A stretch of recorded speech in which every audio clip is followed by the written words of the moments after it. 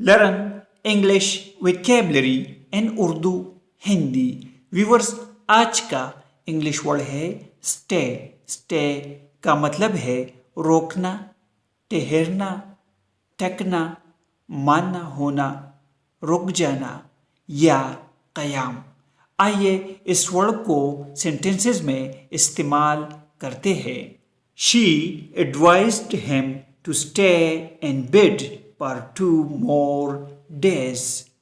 उसने उसे मज़ीद 2 दिन बिस्तर पर रहने का मशवरा दिया। एडवाइस नसीहत या मशवरा।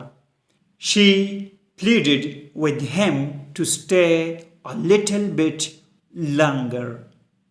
उसने उसे कुछ देर ठहरने की इल्तिजा की।